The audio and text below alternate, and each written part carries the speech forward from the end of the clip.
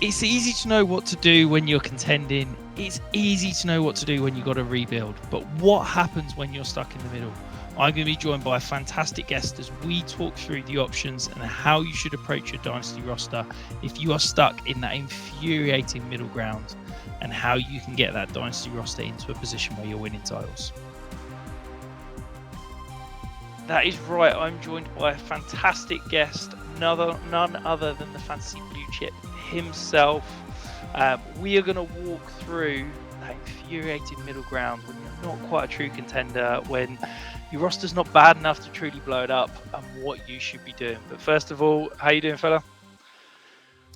I'm doing great, man. Like you said, I actually love this topic. Being a lot of dynasty managers love being content in the middle, where you're not making money, but you're not having fun because you don't really get the good rookies and stuff like that. So, very great choice, man. Very great choice. Yeah, I think it's as you said, far too many people are just happy just sat in the middle. It infuriates me. I'm either I want to be winning or I want to be rebuilding, and I want nothing in between. But yeah, it feels like far too many people are happy and content to just sit there. So hopefully we can help them get out of that mud in the middle of the pack, and start to move one way or the other. But I guess the first thing is how do you really assess your roster to decide whether you're sat in the middle? How do you understand whether you're a contender, whether you're a rebuilder? So how do you go about doing that? A lot of it, like I have my philosophies, but it's really seeing obviously what hurt you that year. We all know that. Like Tony Pollard, for instance, I've been trying to move Tony Pollard since basically I bought him last season. Tony Pollard hurt a lot of people. So and you gonna see, is that a weakness? Do I have weak running backs? And then trying to improve on that. And then a lot of here's a mistake that a lot of people make is that now that we're here in June, you feel like you need to have a full lineup. And I used to be one that would think like that. And a lot of it is just buying things in season and understanding when you can put your roster together. And that is where you can put offloading things that you don't need and buying need and getting the optimal amount of value, meaning that you're not overspending for a running back or you're not overspending for a QB or something like that. And so a lot of it is like not even so much assessing where your roster is weak, it's assessing where there are discounts and where can you capture value later and then you can trade for weaknesses. Because like we know where we're weak and where we're strong, who's the guy scoring points and who's not. So it's for me, it's like towards the end of the season, I'm going to be trying to sell as much as my running backs as possible, whether I have a weak roster or not.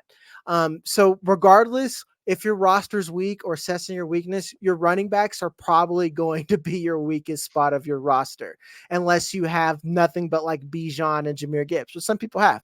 Then you're probably fine. Then I would still say you could probably tear down and then improve other areas. And then to put this a little bit further at how concrete I am into having a process, I want to improve my premium positions, which means my pass catchers and my QB. Again, not your running backs. Do I have elite wide receivers? How am I going to get elite wide receivers?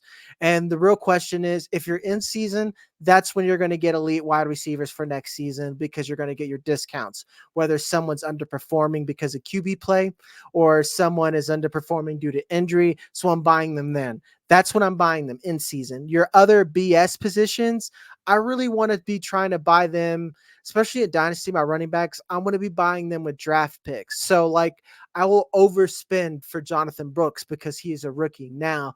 Whereas I'm not going to be overspending too much on people that we may like Zamir White. Okay, and are you only targeting those kind of younger rookie backs? Are you, as we get to August, September time, once you're having to start thinking about putting the lineup together, are you then comfortable going out and buying, a Derrick Henry or something like that if you feel like that could tip you towards competing, or are you just saying I only want young ascending players at the running back position? That's a perfect segue to my next point is when to buy vets, and it's always cheapest to buy vets during the draft. And basically after the first round or during the first round, you kind of know, and let's be honest, if you're listening to this pod or here, you're probably degenerate.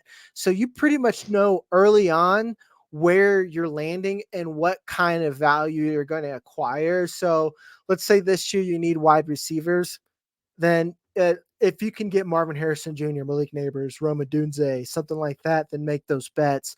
But if you're falling out and getting like Xavier Worthy, if you have a roster that's ready to compete, meaning like, hey, I've got Bijan, I bought Justin Herbert cheap, and I still have Lamar Jackson in the Superflex league. I bought Trey McBride low, or you have Evan Ingram. Like right now, tight end's pretty fine compared to where we were like last season or whatever. And all I need is a wide receiver 2 or 3. That's when I'm trying to buy Devontae Adams, Keenan Allen, Terry McLaurin, even these vets that have lost a lot of value, and there's clear path for them to retain the production. Like they may have lost dynasty value, but they still have that redraft production. We bake in the age. So in the draft, I'm making that. This is like become my catchphrase. Dynasty is jazz. You're not going in saying I'm going to play this song. You're constantly changing that tune every day, constantly, and you just need to come in and make the right note. That's what jazz is, and that's what we're playing. So and that's why you need to be vigilant. Like you should have known at the end of last season that Devontae Adams is going to be low. And to be honest, I still think that Devontae Adams has a way lower ceiling than what he has, but that floor is so incredibly safe that you feel good with him being a wide receiver 3. Yeah, and I think it's a really interesting thing that I've talked about a couple of times. I think we view kind of dynasty value as one thing in terms of this player is worth this much in the kind of open market in terms of whether you want to put a trade value or a keep trade cut value or a draft pick value on it. But actually there's almost two things that kind of make up that value in terms of its production and its future sale value in Right. terms of how much that player is going to hold that value. And yes, someone like Keenan Allen, his future sale value is very low because the chances are after this season you're not going to be able to sell him for much because he's going to be age 32 and that kind of that cliff is very much there, but his production is still going to be high. So actually his production for you this year probably outweighs his current price in the market. And I Yeah. think that that's the case for a lot of vets at the wide receiver position, but particularly at the running back position. I think we lust over youth so much in Dynasty, yet at the running back position, it is such a what have you done for me lately kind of position Yeah. that guys like Derrick Henry and Joe Mixon, their Dynasty value is incredibly low, yet their redraft value is very high. And it's like, how many backs are you seriously looking to have on your Dynasty roster longer than 12 to 24 months? It's probably not many. So actually, let's just enjoy the production side of it. Forget about the resale value. Yeah, okay, I'm going to go and spend a second round pick on one of those players. Yeah, I'm lighting that future production on fire. But the production that I'm getting in the here and now in this 2024 season is probably going to outweigh any production I could hope to get from that draft pick down the line. So I think it's understanding that cycle, understanding where your roster is at that cycle, understanding, am I looking at this asset as something to help me down the line, or am I looking at this asset purely for production in the here and now kind of thing? And I think that that's a very key thing to be weighing up moving forward, certainly. And when you're assessing your roster, are you purely doing that in a vacuum, just looking at your roster, just looking at how you're building that? Or are you bringing in, looking at the rest of your league mates? Are you looking at, right, this league's got one absolutely monster team, therefore I'm probably not going to push chips in? Or are you just saying, this is my roster, this is where I'm weak, this is what I want to do in order to get me into a position where I think I can compete? Essentially, and I'm taking this from Jeff Bell. And I take this philosophy all the way to your trades because you're not even so much worrying about making a sexy trade that's going to look good on Twitter. Is it? Am I making my roster better? Like my home leagues that I'm in, they're the worst about that. So and so is going to be doing this and this and this and this. So you need to be thinking about this, and that's fine. That's like we're in Dynasty. You need to learn how to do a sales pitch.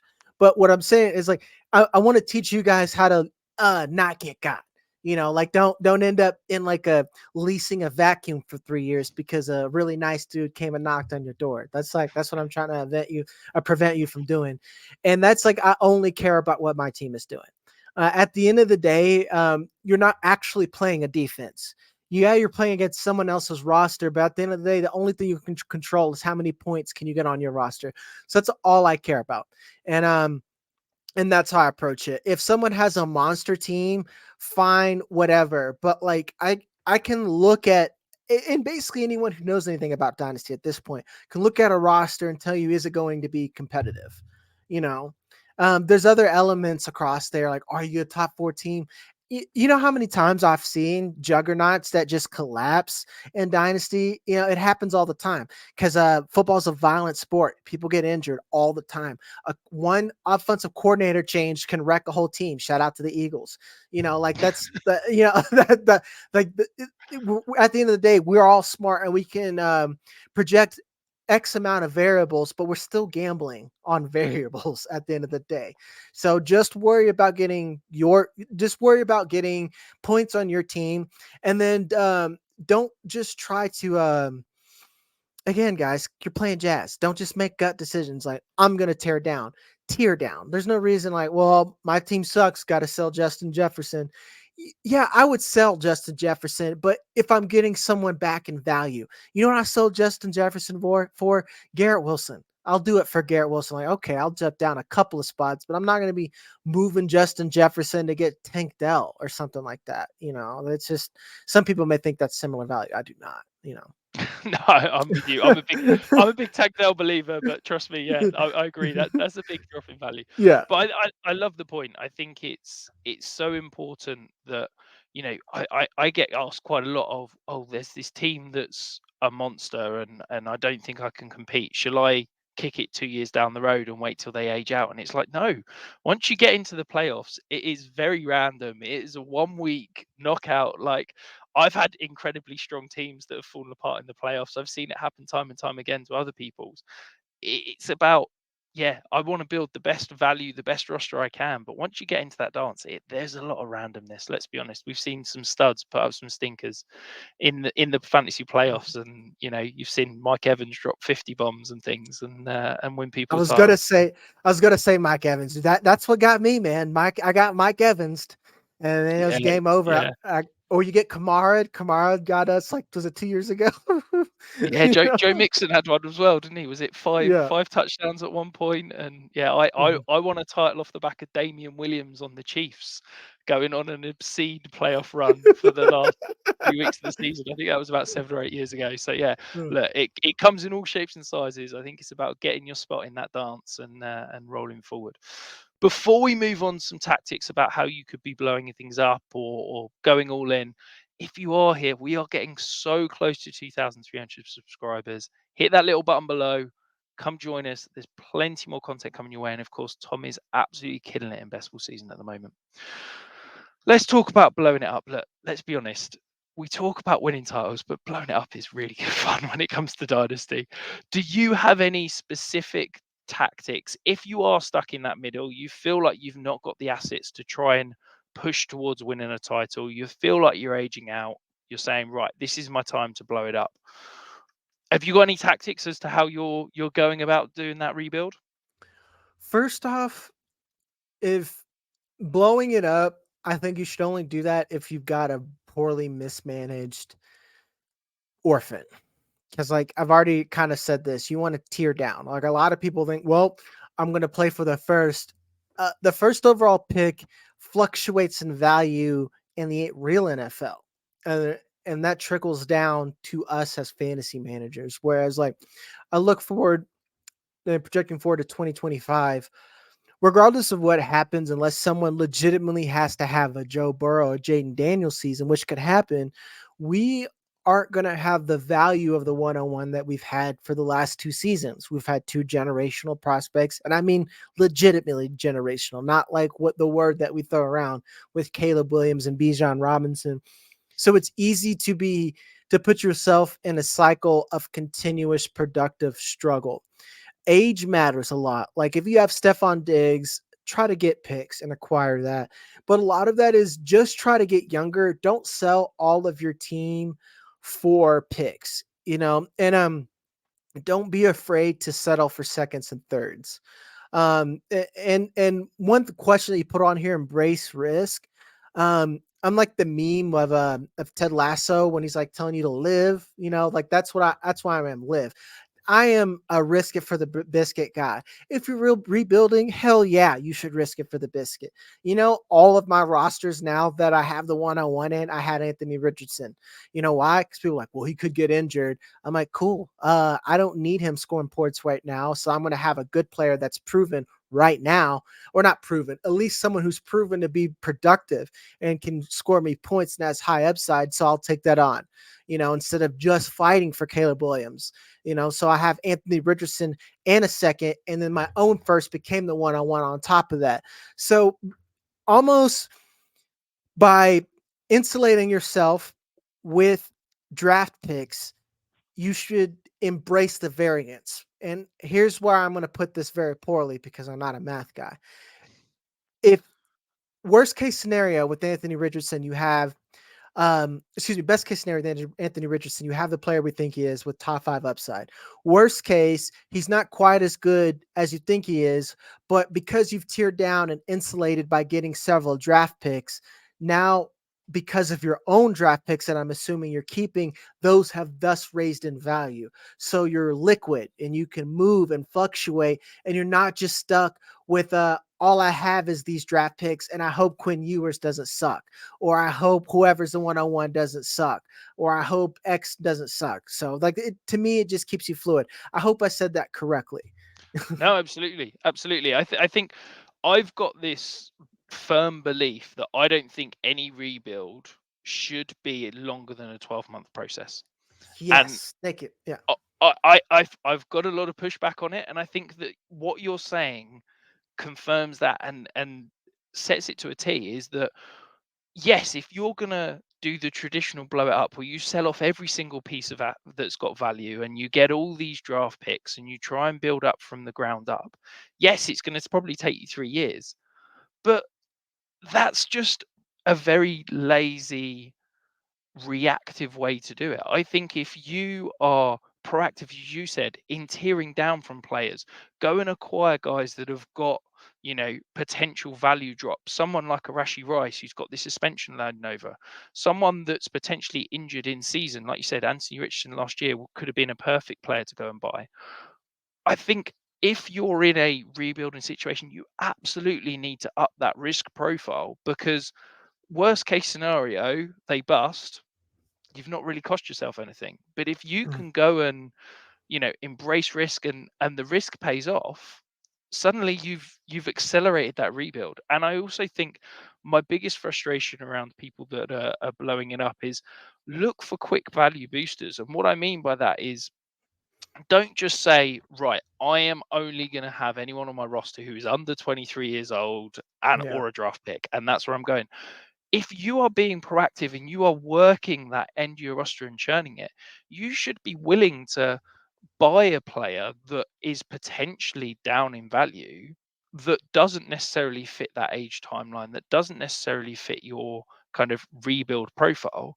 But if you think you could sell them for a profit in 2 months' time, that's a massive win. If you think Cooper Cup right now is undervalued, and at the start of the season he's going to go back to 2021 Cooper Cup putting up 25 points a game, then by all means go out and buy him for probably what, a late first, early second in terms of net value, because you'll probably be able to sell him for a profit in week 4 of the season, Yeah. and therefore you've just gained profit. Yes, you don't need to just sit back, wait for those picks to accumulate in value and try and rebuild in 3 years time.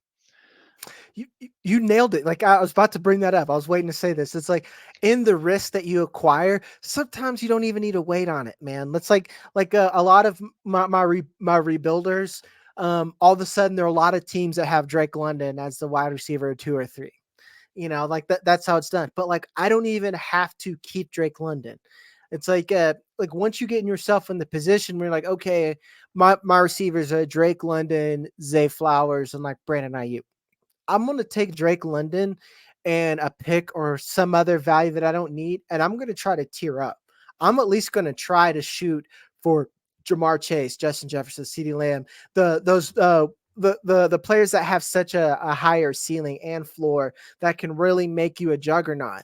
It's about staying fluid on there. It's like, yeah, Drake London is considered risky because we haven't seen it and we're going into year 3. Like, okay, if you really don't love that risk, then you can trade. That's why you need to stay active. Yeah, yeah, no, I agree 100%. And now let's flip it 180. Let's you're in the middle. You're not quite fully a contender, but you're like, screw it. Let's go swing for the fences. Let's try and buy myself a title. Is there any sort of tactics, anything you're trying to do, anything you're trying to avoid when you're pushing those chips into the middle to try and win a title, or is that a tactic that you're avoiding altogether? I avoid all in. It just even when I've tried to go kind of in, I've always ended up regretting it because, like you said, it takes skill to get into the playoffs. And I'm not saying you shouldn't chase higher upside players to help secure a win, but you really lose all of your insulation, and then we're back. Literally, you could just rewind the slide to the beginning. You're stuck in the middle now, and now you need to watch this video all over again. That's how you end up being in that cycle at that point. So it's just like, yeah, I would sell some draft picks, but you're giving away all your value insulation. And if, like, to me, if you do it right, you can do both. You can have a good team and draft picks. I know that because a lot of my rosters are on there because I hoard draft picks, and that means like. I'm okay getting thirds and seconds because you can turn thirds into seconds and seconds into first. That's how you need to go. But like going all in makes you buy players like again, bringing it full circle, Tony Pollard. You end up buying stuff like that. And now you have someone that you sunk a lot of cost in, and you're never going to recoup that value. So, with all that being said about embracing variance and all that, this is where I get some pushback with some, where all in strategy just typically doesn't work, because the players that you would go all in for, like Justin Jefferson, Jamar Chase, unless they are on a rebuilder, they're too hard to acquire for you to do that, and you end up gutting a lot of your value and the rest of your roster. Yeah, absolutely. I think that for me, people view going all in the wrong way. I think that when people talk about going all in, they're talking about trading draft picks 2, maybe 3 years out, and kind of pushing basically all of their future assets into trying to win this one season. And they're going out and shopping at the top of the markets for, a stud quarterback, Justin Jefferson, Jamar Chase, something like that. To me, that's not all in. That's just reckless. And I think that isn't a move that I would recommend anybody doing. I don't necessarily like trading more than the current year's draft picks, just because I think you can get yourself into a really horrendous position if you're trading 2, 3 years down the line. For me, where I'm kind of considering all in is I'm looking at those smaller win now pieces that can get me over the top, because if you're having to go out and buy multiple pieces, well, chances are you're not a contender in the first place, and you probably shouldn't be going all in. I view going all in as getting the timing right is absolutely critical. I think that if you're going all in week 1, week 2, week 3, I think you're doing it wrong. I think if you're a good enough team that can get to the playoffs, if you have a trade deadline just before you get to the playoffs, that's the point at which you can be looking to go in for 2 reasons. One, you're not risking as much, because if you suddenly have 3 players that get injured and your roster falls apart, you've not gone all in to that point. You've not traded that future capital. But Yep. second of all, the closer you get to the playoffs, the more teams have already resided themselves to the fact that they're not making the playoffs. Therefore, the more teams are willing to sell off their aging veteran pieces that gives you more sellers. Therefore, it's a buyer's market and the prices drop. If in week 1, week 2, week 3, there's only one team that's already said, I can't compete this year, that means there's one seller and 11 buyers. That means the price is going to be astronomical. But as you get towards those playoff times, when there's 5, 6 teams that are looking to sell off those aging veterans, you can go out and buy a Derek Henry just for 4 weeks to try and win you a title. You can go out and buy Keenan Allen, and it's a small piece that can hopefully strengthen an already strong roster. I think if you're having to trade 2, 3 first round picks to try and win a title, to me, you're a step away, and I think you need to be looking at different types of moves rather than just trading away huge amounts of draft capital. Yeah, that's smart because like what you said is my definition of going all in. Basically, like my view of running backs is so poor that if I'm buying a running back, I'm like, we're all in, baby. I just bought Alvin Kamara for a second. Here's all my chips, all one of them. Yeah, yeah, and that's it. Is that I think the running back is the final piece of the puzzle to me. Yep. Is that I'm building out my roster. I'm getting my quarterbacks. I'm getting my receivers. I'm getting my tight end. And if, week 4, week 5, I'm kind of like, okay, my roster's pretty good here. Right now, I can go and buy a running back because I think I can win a title this year. If I'm not in that situation, I'm not putting any real value in the running back position because I just Yep. think, you're one injury away from it disappearing and never coming back, quite frankly. Yep. Perfect. Well, that concludes us. That's what you should be doing if you're stuck in the middle right now.